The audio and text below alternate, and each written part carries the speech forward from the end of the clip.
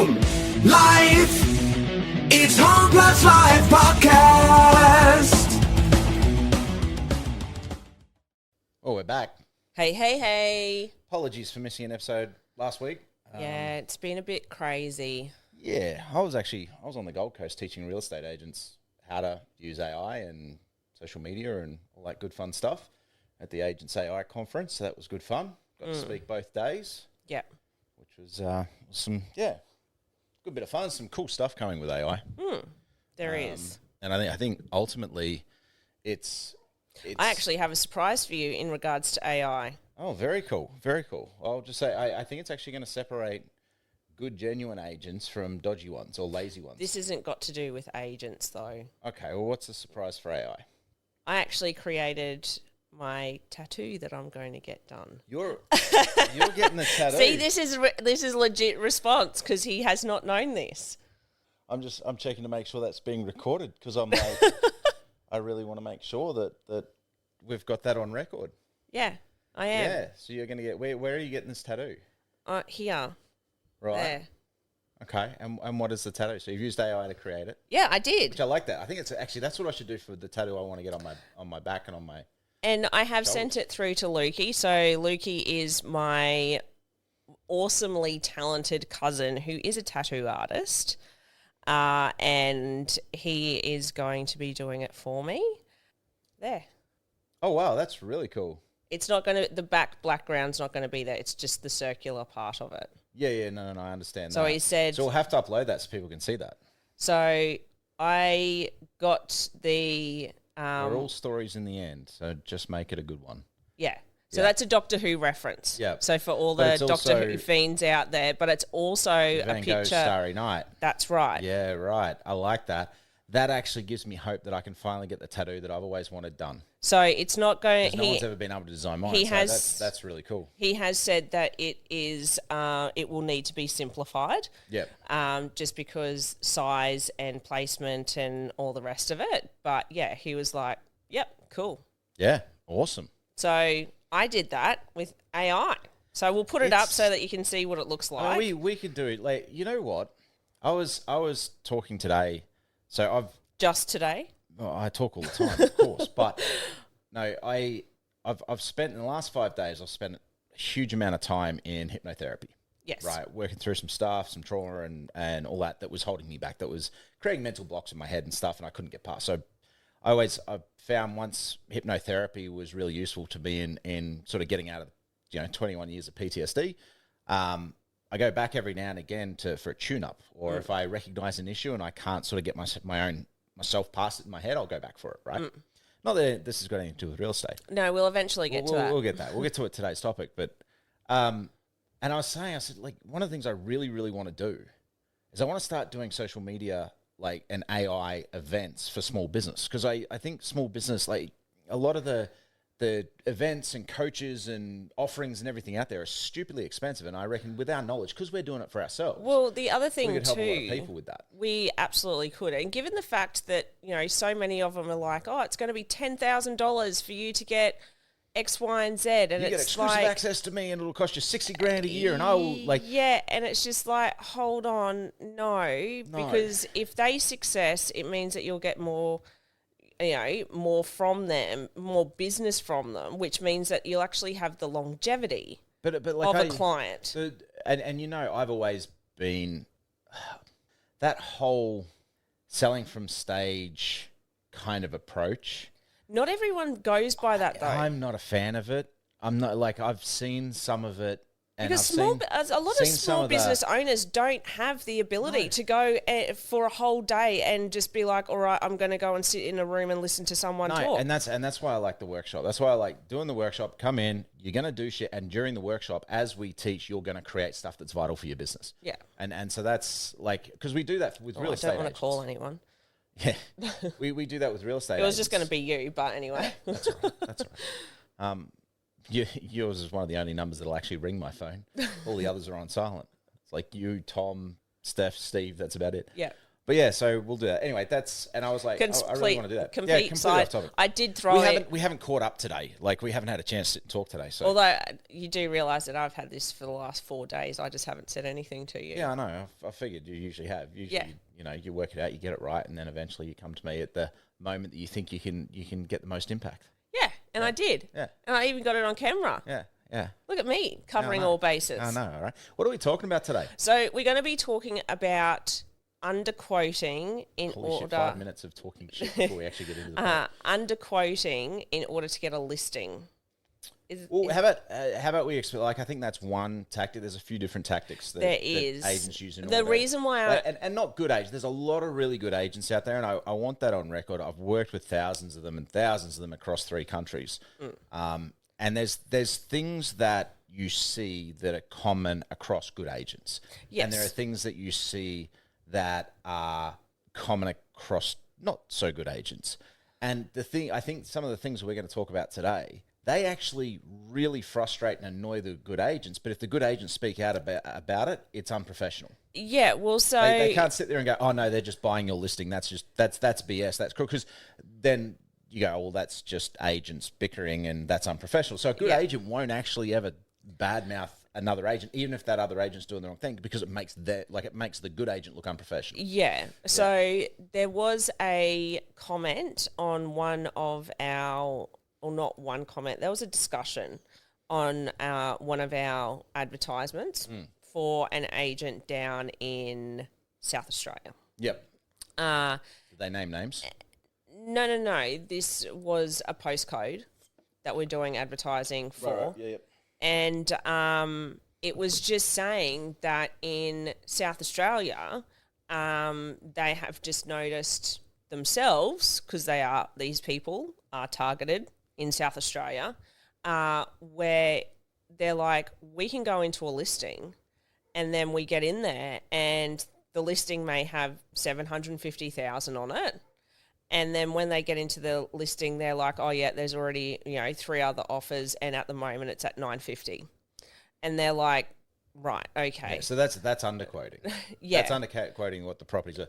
And, so agents don't underquote to get the listing, because that's never going to work. Like, No, not to get the listing, but to market it. To market it. And people are finding it frustrating, because they're like, first of all, that's out of our range. Like we did, wasted our and time. we There's have literally just wasted, a morning that we could have been going and having a look at another. Yeah. And so there's a lot of people down in South Australia. There was that were commenting, going, that's actually happened to me, and I find it frustrating. Yeah. And you know what?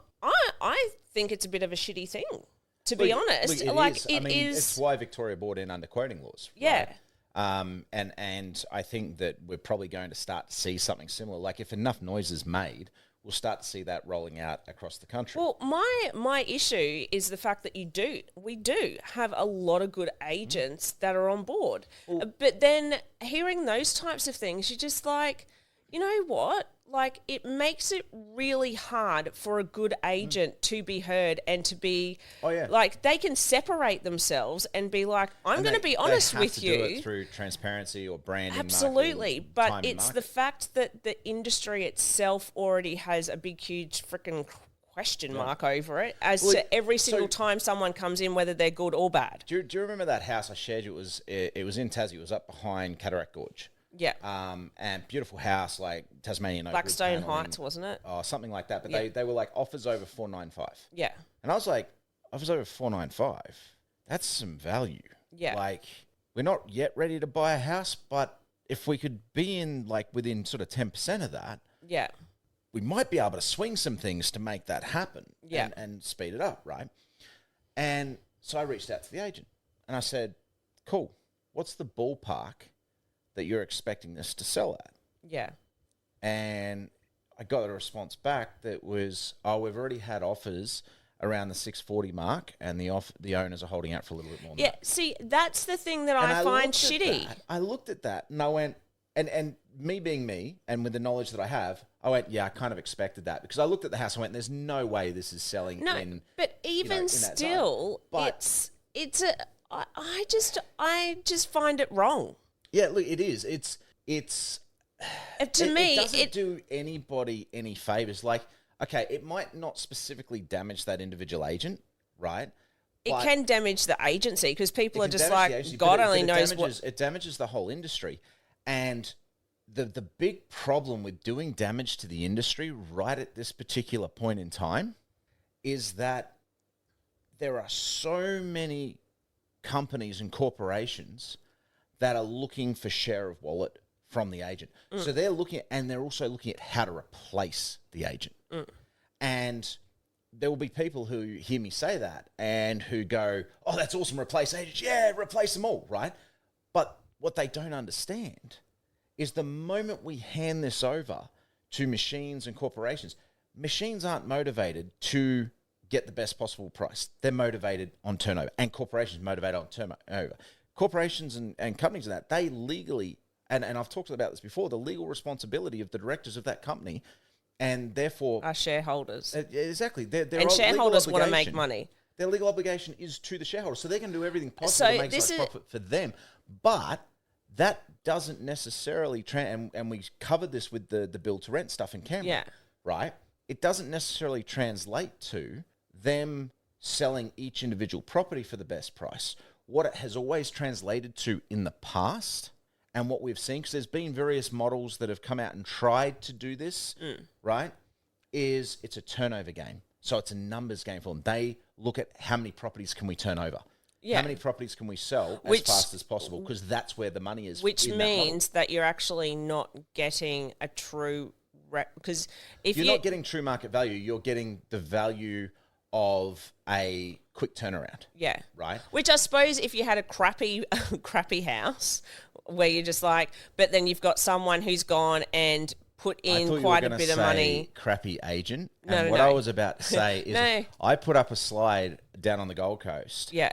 And I said, people hire people, and people will continue to hire people until the human is a poor substitute for the technology. Yeah. Right? And so that's what's vitally important. Like, bad agents damage the industry, like bad actors damage the industry as a whole, which encourages the technology to come into play, but it hurts the good agents too. Yeah. Because the whole industry gets tarnished. And so, but then it hurts sellers, it hurts buyers, it hurts everybody in the scheme. Good agents would actually leverage the hell out of it because it means that they're efficient as well. Well, good agents will always find a way to, sell property. Just so that when we're talking about, like, I feel that there's going to be quite a few agents that are just going, you want to replace us. No, we don't want to replace you. In fact, I work for companies that are legally obligated to never replace the agent. And those people out there going, good, get rid of them. They're useless. And please understand, I have read this numerous times on Checkmate. They're useless. They're money grabbing, blah, blah, blah. Heard it all the time. Or hear it all the time and heard it all before. Not all agents are bad. Not all agents... There are no more... And there's been studies on this. There are no more bad actors in real estate than in any other industry. Yeah. There are no more bad real estate agents than there are bad plumbers or bad chippies. But the other thing that you need to also remember is... Comes down to perception. Your property is an investment. Now, let's have a look at if you had shares. You go to a broker. And you go, I want to sell these shares. I want you to get the most amount of money for my shares that you possibly can, right?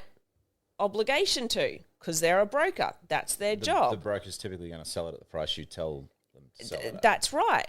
But if they come back to you and go, no, hold off for a bit. There's X, Y, and Z that are happening within that industry. Wait until we find out what's going on because this competitor's going to be... You're going to listen to the advice. Exactly, which... Do you not do that with a real estate agent? Well, and that's like they're not going to turn around and say, hold off on selling. They're going to say to you... Let's get back on topic because this does tie into being back on topic, right? Real estate agent walks in. You've had 3 real estate agents come in. They've looked at the property. One of them's told you, yep, I reckon we can sell it for $750. One's told you, I think we can sell it for $765. And one said, oh, I can get you $850. Yeah. Right? Now... If the one say I can get you $850 has no different evidence to the other 2, and it's just telling I you would that be they've questioning got, as to well, you where should they've be. got the If 850 they've got from. some sort of magic beans. And this is where it's super important to be really, really critical, like self-critical as a homeowner. You've got to understand how your property actually compares. And without the emotion, cut the emotion out. Walk out of your house, right? Walk out, go out for the day, come back at 3 o'clock in the afternoon and act as though you're a buyer of that house and you're walking through it as a buyer for the first time. Right? So that then you can get an idea of when you look at the comparables, you can go, well, no, my house is comparable to that one or it's not. Right? Because I can make an argument with comparables and a market appraisal that can tell you that a $750,000 house is worth $1.2 million. Right? The argument's not going to be good if another professional was to go and look at it. Yeah, and to come in and go, that's interesting. Exactly. However, I just sold one 2 doors down only last week, and I can tell you right now, this is the market interest. It's a 3-bedroom. Exactly. You know, got pretty much exactly the same as what you do. But the seller generally doesn't have that information unless they've got a house price report from Check My House Price. That's right. Right? But they generally don't have that information. No. So they're walking in or they're having this presented to them. And, of course, everybody, like... You're going to look at the one that goes, oh, yep, that's going to get me the best dollar. Exactly. Oh, and look, they're salespeople. And if they're good salespeople, doesn't necessarily make them a good agent, but a good salesperson, they'll be able to convince you that they can do it. So the key and what you've got to ask for in that is you have to go, where's the evidence? And the CMA, the comparative market appraisal, is not enough evidence for such a big gap. Like we're talking a 10+% gap. Yeah. Right? You're talking 100,000, 200,000, 300,000 difference sometimes. And they have to be able to justify that with more than a CMA. Yeah. Right? If you look at those properties on that CMA... Or and telling you, go, you that they have the best marketing. Yeah, like I call those things... So I mentioned it down at the conference I was speaking to. I said, I call these the 3 horsemen of the real estate apocalypse. And it's... So many agents use this in listing presentations. And it's one of these 3 or they use a combination. And it's, I'm the best at marketing, I'm the best negotiator, or I've got all of the buyers. Yeah. Right? Yeah, cool. Prove it. And that's where... You may have the most amount of buyers, but are those buyers actually interested in my property? Do you know who has... That's the question. Do you know who has the most amount of buyers? It's not any agent in this country. Like the way that the market is in this country today, and I don't like this fact, but it is fact, so we've got to address it. You know who has the most amount of buyers today? I would say realestate.com. Bingo. Realestate.com.au followed by domain. Yeah. They have the buyers because that's where we go. Chris, I don't like it. Look at me being but right. I go and jump on, like I got a notification about properties that I, in areas that I look at literally before we logged on and started recording. Yeah.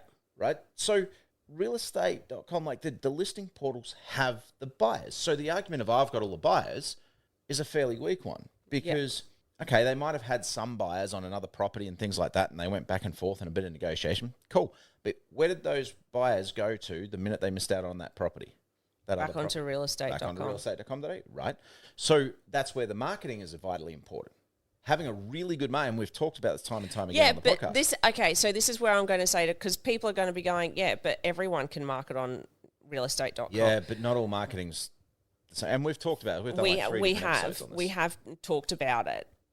What I'm going to say here is if they don't market on... I don't know who wouldn't market on realestate.com. I don't understand why you wouldn't go on realestate.com. Or domain or one of those, like the bigger realestate.com or domain. Those would be the two that they're would the come. Top 2. They're 1 and 2. So those are the ones that you should be looking at going, all right, that's where my listing has to be. Yeah. And if they turn around and go, no, I don't believe in it, but I can get you $850, I would be going, that's great. How? Yeah, and look, there's like question them. Like you can question them on these things. Absolutely question them because some agents can, by the way. Yeah. Right. Like this might come across as blanket statements, but some agents don't even have to go on REA and they can get better prices. Yeah. Because their marketing elsewhere is that effective. Yeah. But what you want to see is you want to see that direct line from action to result. You want to see that this marketing campaign led directly to this many buyers and this many offers. And by the way, here's the audit report. Here's the sale activity report Yeah. that steps out exactly what the results of my marketing campaign were. Because I can sit here and like, actually, you know what? There is an agent who claims to be the number one real estate marketer in the country. Of course they do. Right? Do you know where they plastered that message? Oh, is it a good thing or a bad thing? Oh, it's a bad thing. Please don't tell me like in a letterbox drop. No, the sides of buses. There's two major problems with that. Number one, if you're claiming in your marketing that you are the best marketer, you're not, first and foremost, because the best marketers are all about direct response and engaging their audience. I'm number one, chest beating does not engage your audience, particularly in Australia where we live with tall poppy syndrome, right? Number two, the sides of buses. These buses drive all over Brisbane and this whole area, right? Most agents, and this agent doesn't operate from the Gold Coast to the Sunshine Coast, this agent operates in one postcode or a handful of side-by-side postcodes. And these buses are going everywhere. So lack of focused target and target specificity, lack of a claim that actually states what's in it for the audience, lack of a claim that actually appeals to the audience and actually demonstrates how it improves the audience life. It's kind of like when parents go and put in the local newspaper that their child's turning 21. No, that I disagree with that because I would do that just to embarrass our children. Yeah, no, That's not about anyone else. No, look, it's pretty embarrassing at the fact that they don't realise that it's really not that great at advertising. No, I get that, but it's not for advertising. It's literally to embarrass the kids. Yeah. That's why I do it. So I disagree with that example. But it's not hitting all of the people that you actually know anyway. No, that doesn't matter. It's not about that. That's it's their the fact outlook. that it's there. Yeah, that's the fact their that outlook. It's there messes with the kids and embarrasses the kids. So that maybe they're doing it because they've got kids. That's actually better marketing than I'm the best marketer plastered all over buses because it actually achieves its goal. Yeah, for the people that actually read newspapers, there's not too many people that do that. It doesn't matter if no one reads it because the goal is the impact, right? Is the fact that it's there. The fact that it's there is what achieves the impact. And the impact. Do you know what? I find it quite remarkable, given that I know that even it would be probably about 15 years ago now. Look at me being old. That when I was working down the coast, it was going to be $3,000 to put our advertising on a side of a bus. It's not. It's like $120 a week when they put it on special. They'll do special offers and stuff. No, they constantly do. Yeah. But this was on like a fleet that went all over the Gold Coast, right? And yes, like what I was actually selling was for the whole Gold Coast. You were renting seats. Yeah, exactly. So it was going to the population. Yep. But yeah, like I know back then, because they said, you know, it does go for a certain amount of time, that it's not all the time. Yep. It goes on different routes. The more popular routes, you get charged more. So you may say that they do the whole, they give you specials. Those specials are normally on the ones that no one has anything and they're just drumming up. Yeah. So the 120, I look at it and go, look, I know, but that's pretty basic of the basic. And that comes back to like walking. It's one of the reasons why I'm the best at marketing. I'm just scratching my head going, hold on. 3 horsemen of the real estate apocalypse. That $3,000 could have been spent on something bigger and better. It would, would have got in front of a lot more people. Yeah, it or would have, your target audience anyway. It would have been. I mean, obviously for us, it would have been better spent on social media. But that's our thing. So if we weren't the social media gurus, it would have been better spent on letterbox drops, even if half of the stuff ended up in the bin or 90% of it ended up in the bin. Yeah. Like so, my point to that is there are huge issues with the claim that I'm the number one marketer. Go and see what their marketing looks like. Go and make sure. Like, you want to be looking at the stuff and feeling emotion. You want to be emotively reacting to their listings and things like that on REA. But most importantly, you want them to have that sales activity report that goes, this campaign led to this many buyers, led to this many offers, led to this. You can go on to realestate.com as well, and you can have a look at the listings that they've had recently. have a look to see as to how long they've actually been on. Because the information is there. If you want to suss out this agent, the information is there. You just need to have a look for it. So Actually, and it's funny on that because I do a lot of our marketing for Check My 2 agents to bring more agents on board to do the house price reports and stuff, right? And I got a response to one of mine that was quite abusive, telling me where I could shove it and where I could go and all the rest of it. And I just went back and said, hey, look, not a problem. There's a unsubscribe button down the bottom. Not a problem. We'll unsubscribe you. And for some reason this morning I was like, you know what? I'm not going to put up with abuse. Usually I just unsubscribe them, flick them off, and blacklist. I go, cool. We don't want to deal with you because clearly you're not the type of agent that we want to introduce people to. Yeah. Right? But in this particular case, I went, you know what? No, I'm going to fire back. So I fired back and I said, hey, look, thanks for letting us know. Not a problem. We will unsubscribe you. We much prefer to introduce our homeowners to agents with manners, and who will deal with them decently and treat them appropriately. Hot tip: manners will get you far in life. Wish you all the best with your future career. Yeah. Right. Comes back, goes, oh, you just sound desperate, whatever, and flames on. Manners isn't sounding desperate. Manners is sounding. We did a special offer, right? Yeah, exactly. And you just sound desperate, blah blah blah. And I went, I'm going to look this guy up. So I look him up. It's done 6 sales in 12 months. Maybe when you got agents who are cruising, to 300 grand a year, maybe done 60K a year kind of deal. It's and has a head of every school bully, the little ones that are 5'1", running around pissing everybody. You just want to punch. As you get up, you're just I just want to punch a person in the face, right? Has that kind of head. So I feel sorry for him on that. But I looked at it and I went, that's the kind of person you don't want. That's the kind of person you do not want to list your property. If they're going to ignore your emails, I feel that this would be the response. Either ignore your emails because they deem you to be high maintenance, even though it's no, I'm asking you a question because you're going to be selling my investment where I've put my hard-earned money into, my blood, sweat and tears into.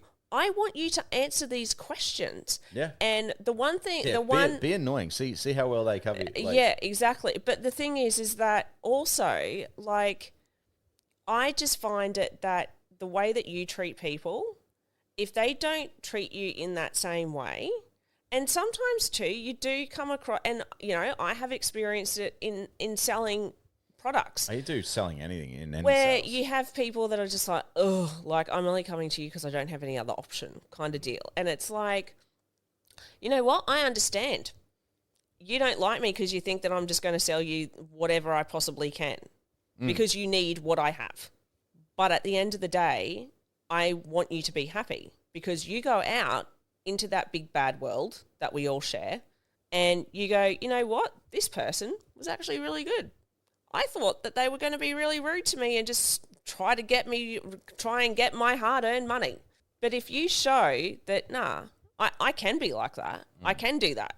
But if you turn around and you actually say, hey, look, I'm going to be here to do what I can for you, the whole dynamic changes. And I think, what you've touched on there is really important from a seller's perspective because it speaks to a philosophy. One of the things that I was taught, I've never enjoyed being in sales. Yeah.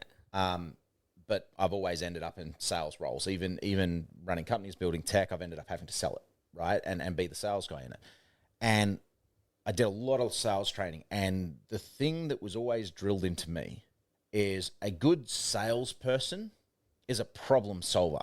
You listen to the problem that the client has, and then you solve the problem for them. And if you can solve the problem for them, they will happily spend money with you. Do you know what it's called? Active listening. I know, right? I know. But looking at that, and it is, that's what sales is. So, and this is something that sellers and homeowners can really be aware of. Is this person listening to me? Are they actually hearing my problem and finding a legitimate way to solve that problem? Because going through that process demonstrates that agent is actually more interested not in this sale with you, but in looking after you for the rest of your life and making sure that they help you with every single sale along the way, right? And why is that important? Because on the surface, someone might go, well, that just sounds greedy. They want every time I'm selling, they want to be, selling it for me. It's something in business we call lifetime value.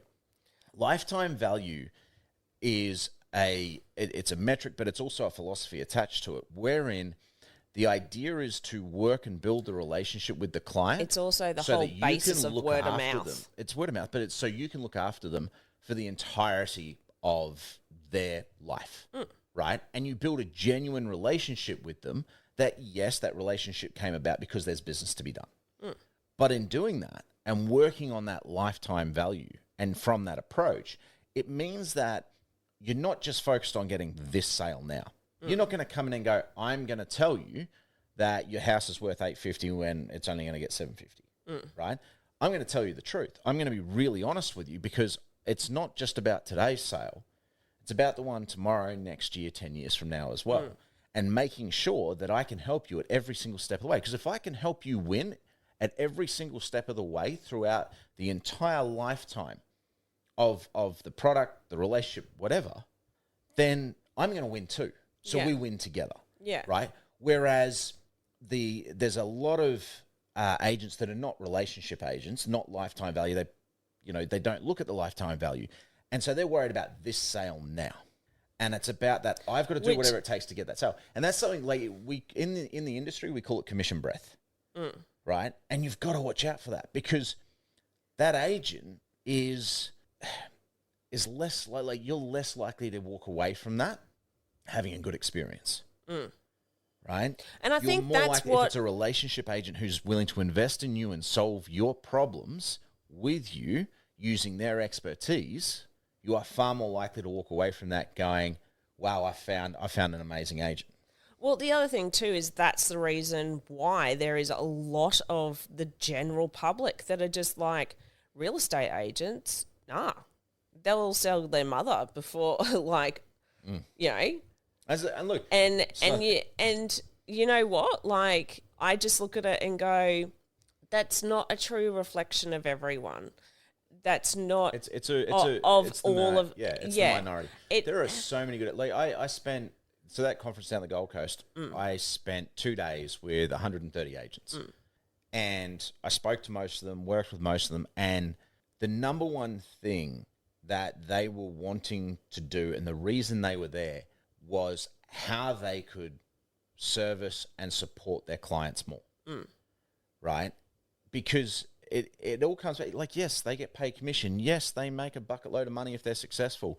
The average real estate agent is actually doesn't that happen to like, anyone that does things that...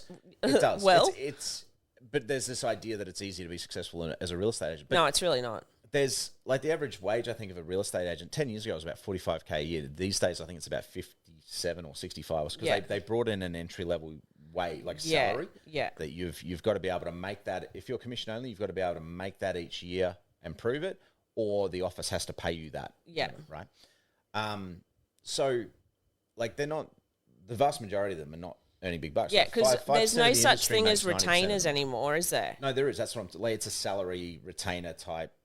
I thought they were calling it, no, because a retainer isn't mandatory. No, you know how they were bringing in that it was either it was when we were younger, it was either you were on retainer or you were on commission only, and that retainer all dependent. There's 1,000 systems in between. There's debit credit systems where we'll pay you this amount, but every sale. But then Fair Work came in and said no, there needs to be a minimum. They brought in the award. They brought in the award. So and if you're earning less than the award, then it's got to be they've got to earn the award in the financial year. But the majority of them aren't earning the big bucks. Right? No. There's a lot of them now, don't get me wrong, but the majority are, not earning those big bucks. And I think that's where, there's a couple of things that dictate the success of an agent. Yeah. Right? Time and market is one of them. Yeah. Okay. I think their ability to be transparent is another. Yes. I feel, and I'm pretty sure the general public will will agree with me that if you have someone come in and is just like, you know what, I know that you don't, like, you would prefer to be able to do this completely by yourself, but let's work together as a team. Let's get the best outcome for you. And I will explain everything, the whole process from woe to go. I will explain it to you. I'm pretty sure people would turn around and go, you know what? That makes me feel comfortable. I think, yeah, look, it helps. I mean, there's a lot of different people out there. There's a lot of people who know what they're doing and they want the agent in because the agent's got the connections and everything like that, Yeah. right? But not everyone has sold multiple properties. Not everyone has sold multiple properties. And that's the thing. Like, one of the things that came through, and there was one incident where I was watching a really, really good agent solve problems for a really, what you'd call a high-maintenance client. Yeah. And, you know, I looked at it and I went, wow, is the commission even going to be worth it? And she sort of shrugged and she goes, look, that doesn't matter. At the end of the day, if my systems are in place and are right, we'll get a great result for them and it'll be worthwhile, even if it's not as worthwhile as others. But you know what? And I sort of went, yeah, fair enough. And then she looked at me and she goes, what I always try to remember, as in her, she goes, I've done this hundreds, even thousands of times. The average person does this, you know, a handful of times in their life, and there's usually 10 years between drinks, you know, or 5 years or whatever. And so I thought about that and I went, yeah, that's it, right? Like, I think the reason good agents are good agents and why so commonly they're relationship-driven agents at lifetime value, and this is something to look for in that listing appraisal and as you get to know them, is because they always have in the forefront of their mind, like, they don't ever take it for granted what selling a house actually is. Because it's hard work. Yeah. Like, it's hard work. It's an emotional roller coaster ride for a lot of people. So it can be quite stressful. Including real estate agents. Oh, it can be. It can be. So, and I think, you know, those really good agents, who are those relationship agents, they remember every single sale. They're like, yeah, this might be my 10,000th sale, but this is this person's second time around. Yeah. And, you know, one of the things that we talk about in Market Buyer, we go, we've got to get agents to at least 5 sales before they're actually truly comfortable using the platform and they start to understand it and get confident with it. So, and they already know how to sell a property. We're just teaching them how to do it using transparency and technology to help them do it faster, better, keep everyone in the loop, right? So if they already know the basics and know how to do it, and we're just moving to a tech platform, and they still need to do it 5 times before they really start to, or 3 to 5. We say that, you know, they really start to get comfortable and start to run with it themselves. And they're doing that in a month or 2 months. What's a seller, homeowner like, who's selling that property once every 10 years, 4 years, 5 years? Like, they're doing this, you know, so they're not going to see as many hiccups, permeations, roadblocks, or challenges, or any of it. They're not going to see all of the various things that can happen, even across the entire course of their home buying and selling life. Because that's, on average, that's going to be about 7 sales at the current point, right? Seven properties. Whereas an agent's going to see all of that. Yeah. And so I think the really good relationship agents are the ones who actually realize that. Yeah. And so they're going into it to support someone who, even if they're selling their second or third property, it's still going to be that shifting sands kind of emotional roller coaster. Yeah. Ride. Yeah. Well, I have found over my years of selling stuff, and even just being in customer service itself, not selling anything, just customer service, I've found the people who are high maintenance, It's usually anxiety driven. 2 things. One, they're not completely understanding the process, and they are anxious. So transparency for someone who is anxious, huge, like massive, right? The other one is if they're high maintenance and you deliver and then deliver more for them in regards to their experience, I can guarantee you they will go and tell every man and their dog about how awesome you are, because, and I've actually had a couple of people that I do know growing up, as well as friends of mine, where their partners are like, they're tough. So if they're saying that they're good, then you know that they're good because they're tough. And it purely comes down to the fact that when you listen to what they're actually talking about, it is the fact that they were so concerned about the process and worried that something was going to stuff up and ran through all of these what ifs and hypotheticals that it put them into a further tears. Whereas if there was just that straight up, sister's calling, straight up transparency, a lot of the time people just go, oh, right.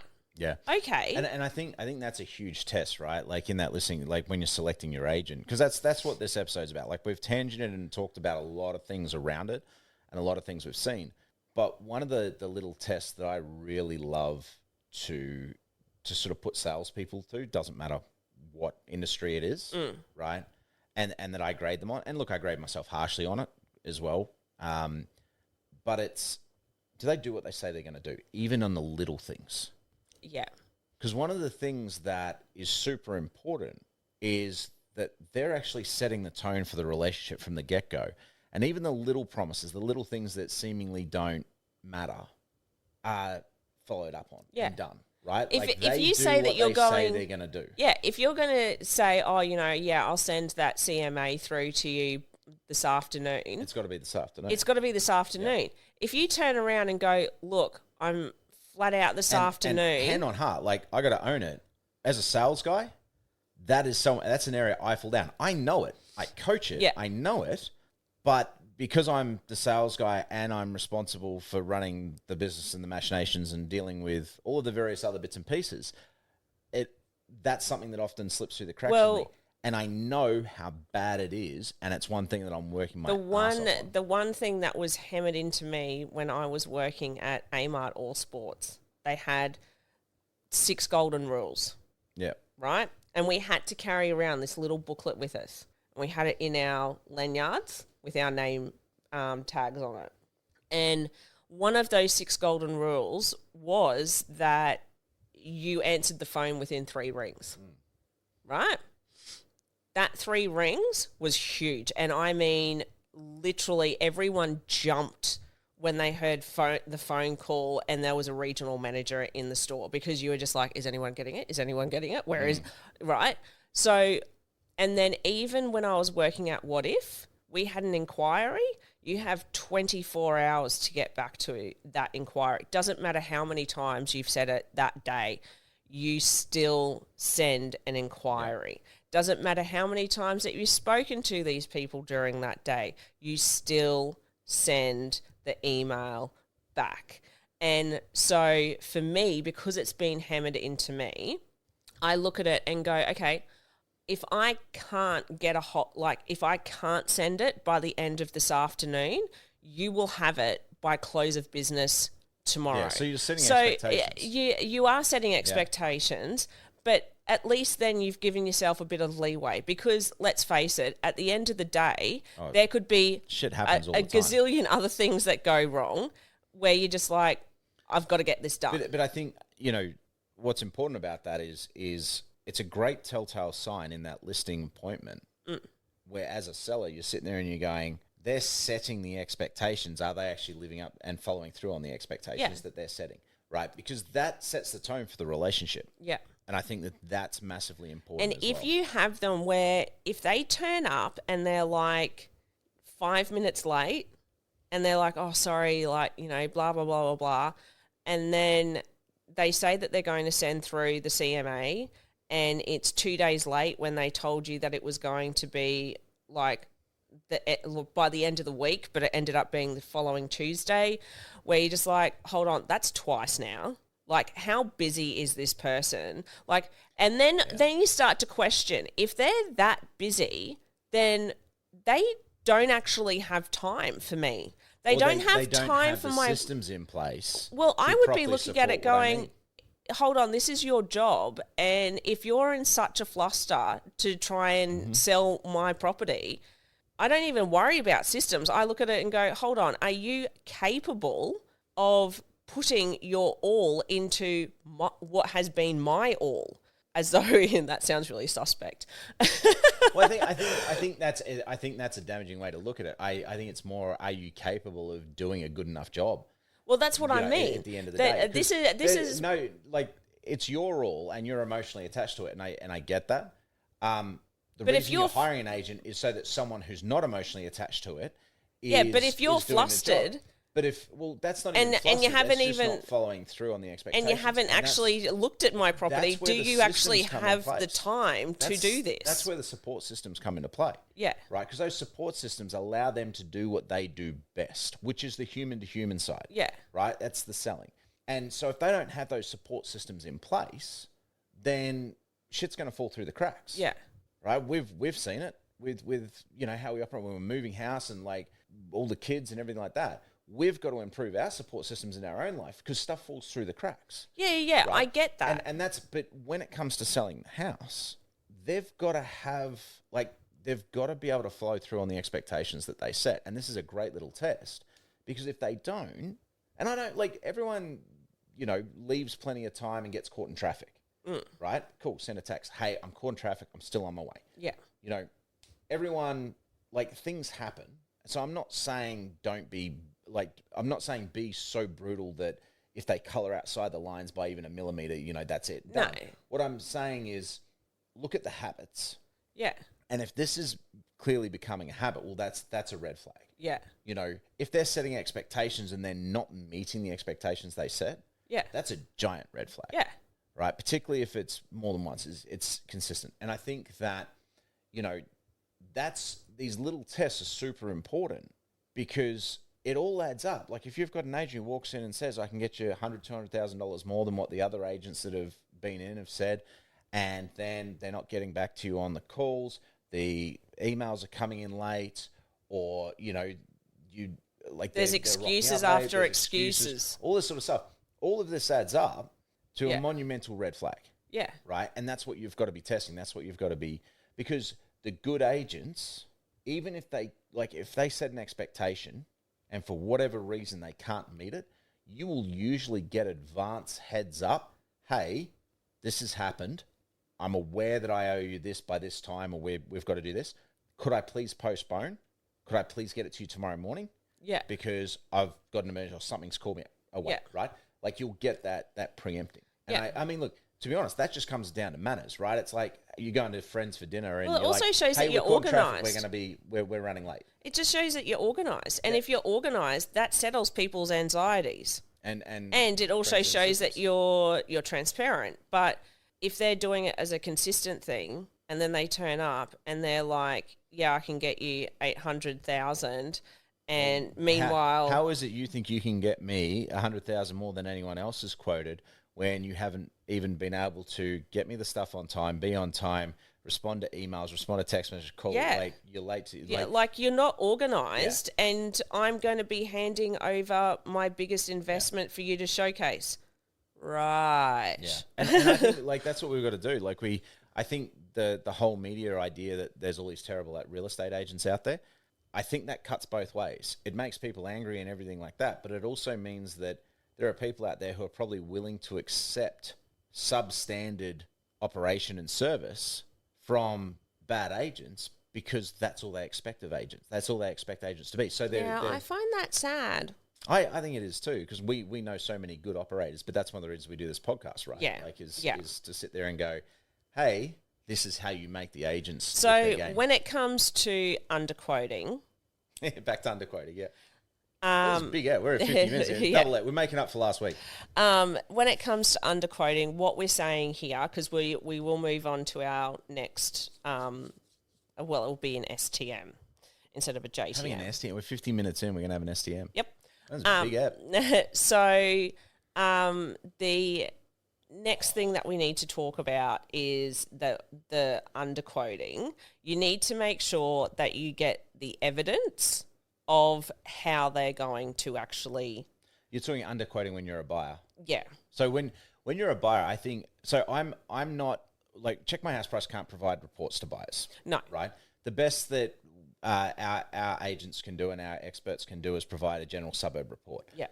That said, there's nothing to stop you going and doing a search on realestate.com.au and looking at the sold properties with the specific like metrics, like 3-bed, 1 bath on this size property or whatever, and go and see what's sold in that area in the last 3 months. Also have a look at the agent and comparable. See what has actually... Because if you go and look at... Oh, because they don't always show you what it was originally listed at either. No, and that's it. But this arms you to act without having to go and rely on anything from the agent. Yeah. Right?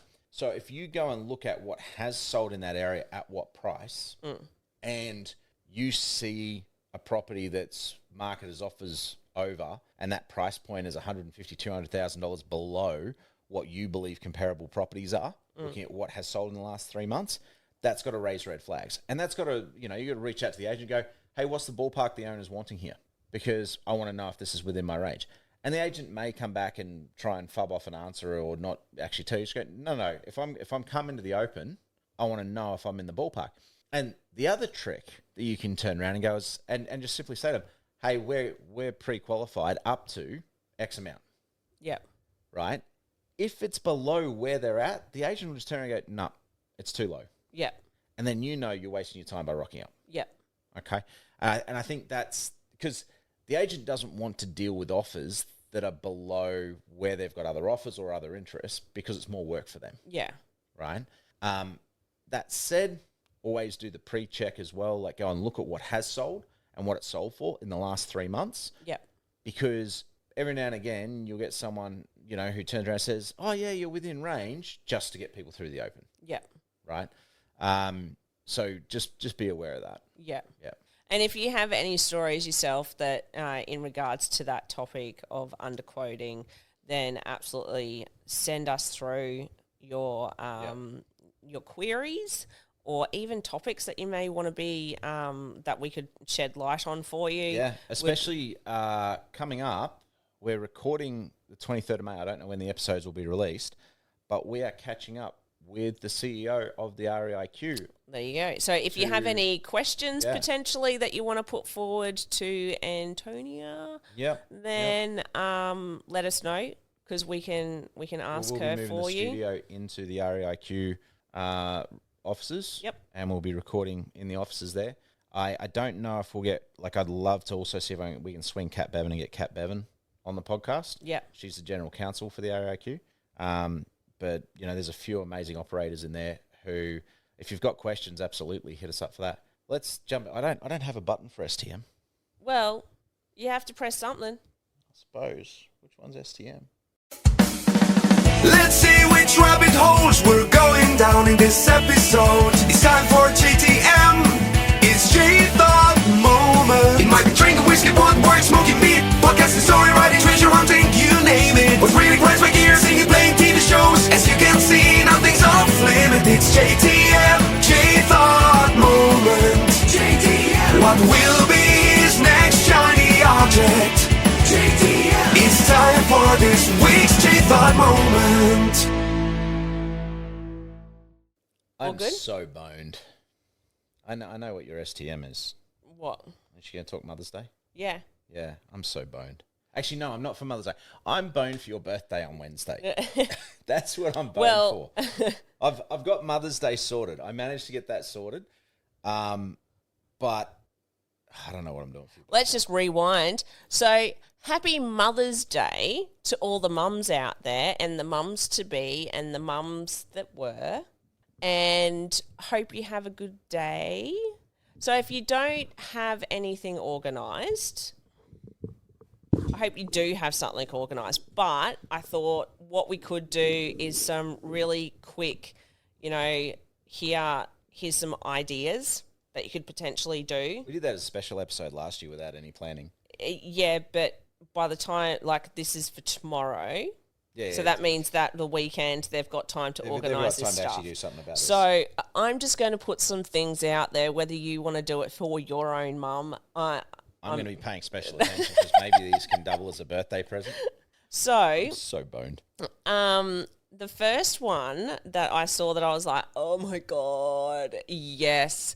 Foot massages. Like proper foot massages. Really? Yeah. I always look at those and think they're gimmicky. That's why I've never got you one.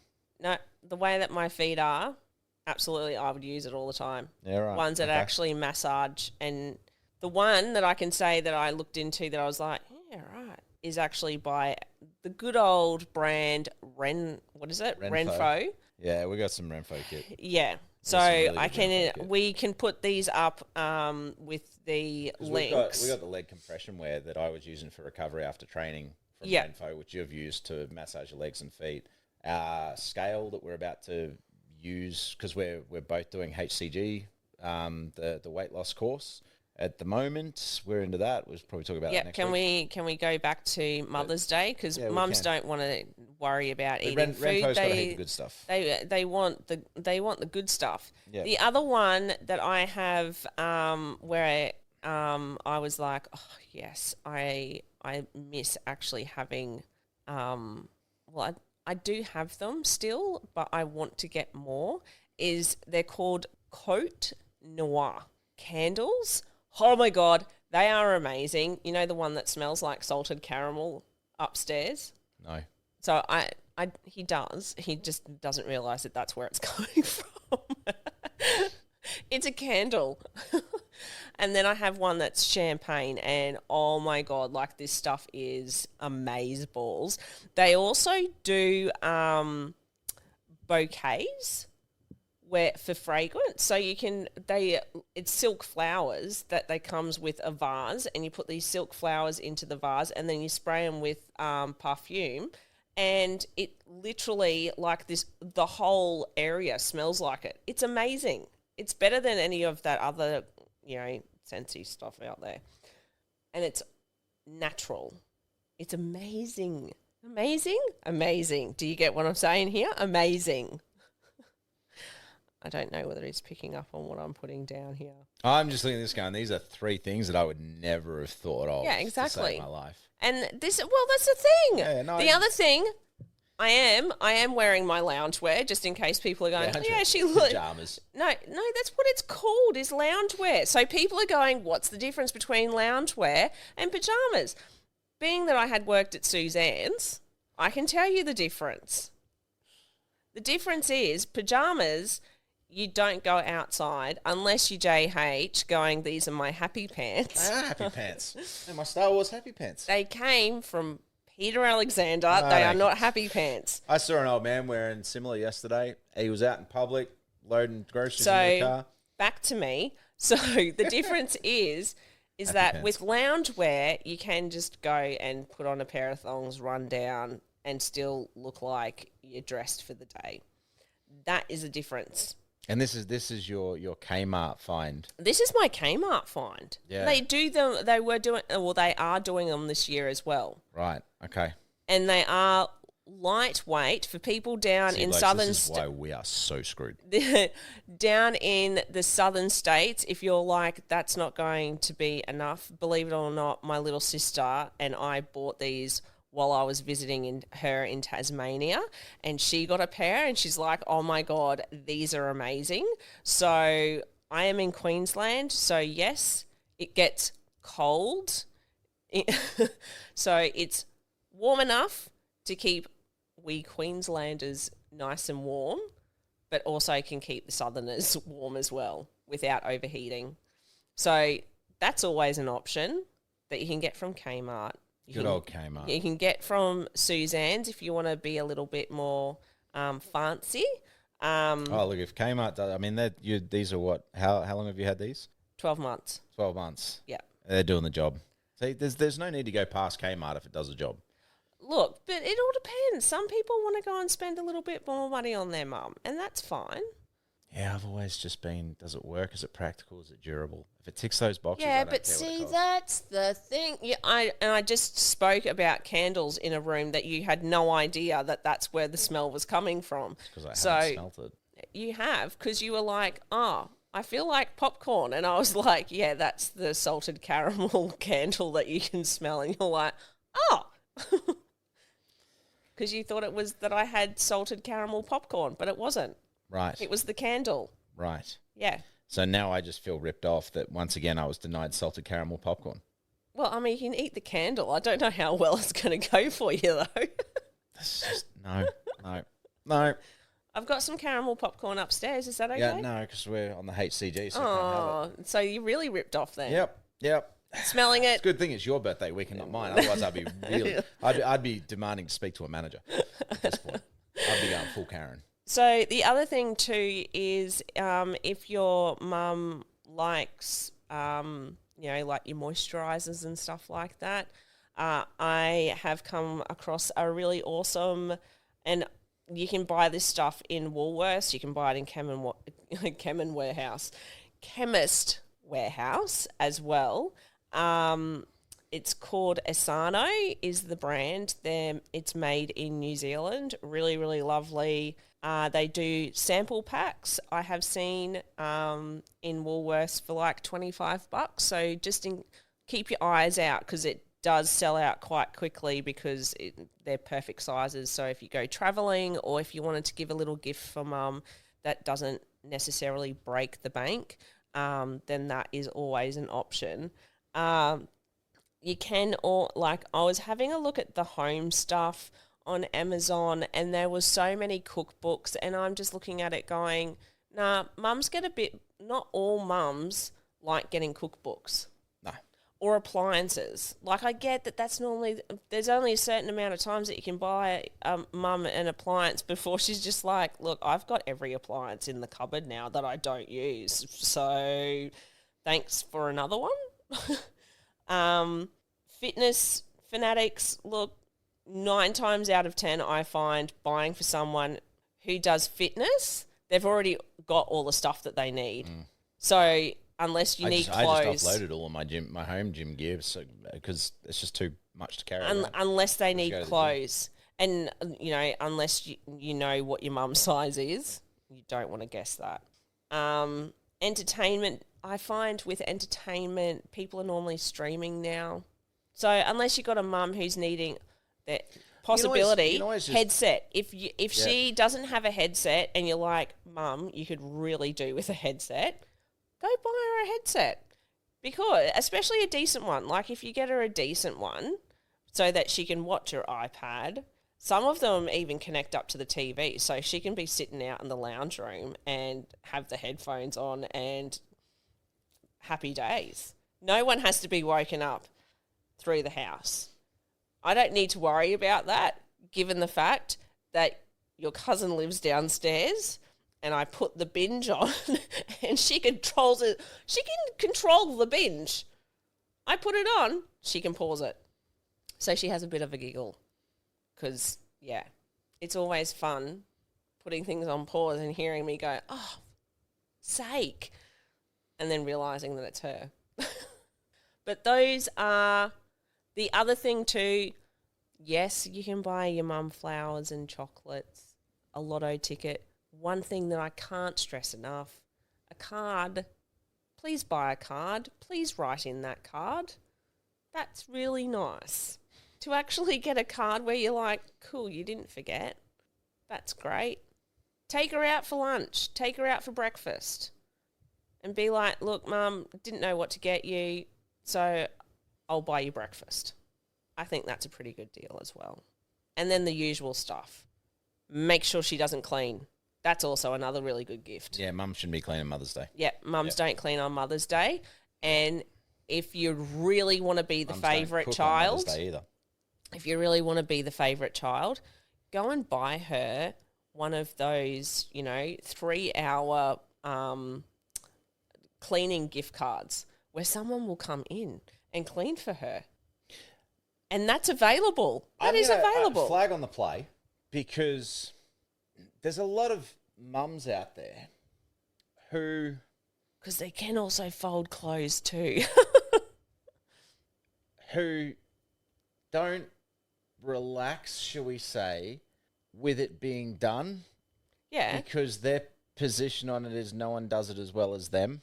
Yeah. And so they don't appreciate other people doing it. No, but you would know your mum, and I'm just throwing options out there. I'm just. What are you trying to say about me? I never said it was anything to do with you. Look, I don't have a problem. When we first met, there was a house cleaner that I had, so you can definitely not be and it annoyed the shit out of you that she did do the job the way you wanted it done? That's not true. I was very happy. No, that is not true. That is not true. I don't believe it for a moment because I would come home and be like, I am the complaints department.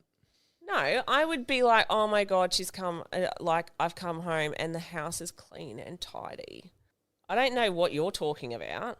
I'm talking about when we moved in together and we had my cleaner coming in. Who was my cleaner? I recommended her to you. Right. And then you were complaining that she never did a good enough job. No, my complaint was the fact that she wasn't coming anymore because it was so far for her to travel. That's what I found frustrating because I was like, finally found someone that can do it. Okay. I'm not having this conversation. So those are the ones that I would recommend for people to look into. We will put them up on our actual Facebook page. I'll put it My house price page. Yeah, I'll put it in the post that is with this video. So at least then you can click straight through with the links of each of the ones that I've spoken about. Alrighty, I reckon that just about does us. And on that That's note, hope you have an awesome Mother's Day to all the mums out there, and make sure that you spoil her rotten. Yep, double episode because we missed last week. Peace out.